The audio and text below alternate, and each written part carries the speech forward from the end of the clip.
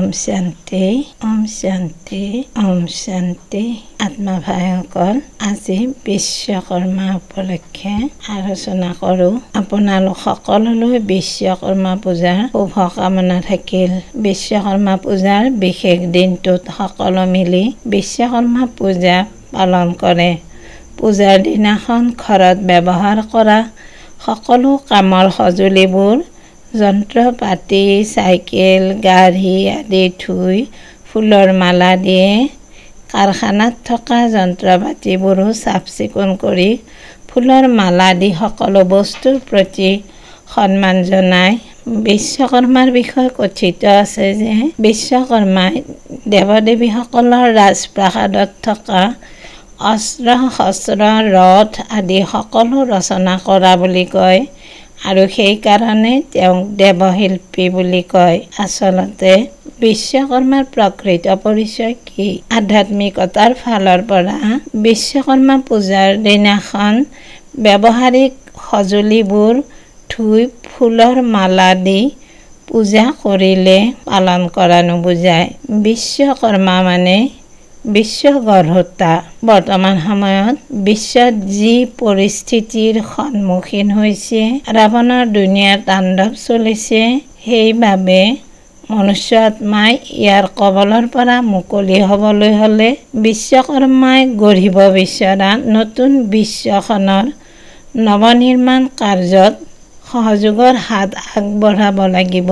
যেতিয়া পুৰণি বিশ্বৰ মহা পৰিৱৰ্তন হ'ব, তেতিয়া নতুন বিশ্বগৰ্হতা পৰমপিতা পৰমাত্মা শিৱ পিতাই জ্ঞান শক্তিৰ আধাৰত জীৱনটোক শুদ্ধ বাক্য, শুদ্ধ চিন্তা, শুদ্ধ কৰ্মৰ যোগেদি গঢ় দি সুখ, শান্তি, পবিত্ৰতা, আনন্দ, প্ৰেম আৰু ঐক্যৰে যি নতুন বিশ্ব নিৰ্মাণ কৰিবলৈ আত্মাসকলক জ্ঞান দি আছে, তাক ধাৰণ কৰি নিজৰ লগতে আন আন আত্মাসকলকো নতুন দৈবী দুনিয়াৰ অধিকাৰী কৰি গঢ়ি তোলক। ভগৱানে দিয়া জ্ঞানৰ আধাৰত নিজৰ আত্মাৰ পৰিচয় লাভ কৰিব পাৰি আৰু ভগৱানৰ লগত মগন অৰ্থাৎ যোগযুক্ত হৈ জীৱনটো পবিত্ৰ দৈবী তুল্য বনাবলৈ শক্তি আহৰণ কৰিব পাৰি আৰু এনেকৈয়ে নতুন বিশ্ব গঢ়িবলৈ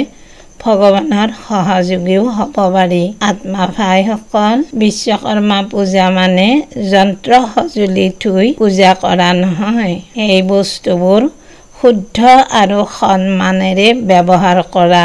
আনহাতে অকল বাহিক যন্ত্ৰই নহয়, আমাৰ কৰ্ম, চিন্তাধাৰা, বাক্য এইবোৰকো শুদ্ধ কৰিব লাগে। নিজকে শুদ্ধ আত্মা ভগৱানৰ সন্তান বুলি ভাবিব লাগে। মানুহৰ কথা, কাম, সংকল্প সকলো পবিত্ৰ আৰু সকলোৰে কল্যাণৰ কাৰণে হ'ব লাগে। সকলোকে যাতে শান্তি আৰু প্ৰেৰণা দিব পাৰে, এনেদৰে ভাবিব লাগে। পুৰণি সৃষ্টিৰ পৰিৱৰ্তনৰ লগে লগে পৰমপিতা পৰমাত্মা শিৱ বিশ্বকৰ্মাই নতুন বিশ্ব সৃষ্টি কৰিবলৈ নিজে আহি আধ্যাত্মিক জ্ঞান দি মনুষ্য আত্মাৰ জীৱনটো হীৰাতুল্য জনম দি দেৱী দেৱতা কৰি গঢ়ি তুলিবলৈ আহে। নতুন বিশ্ব গঢ়াৰ বাবে মনুষ্য আত্মাসকলো বিশ্বকৰ্মাক সহযোগ দি বিশ্বকৰ্মা পূজা পালনৰ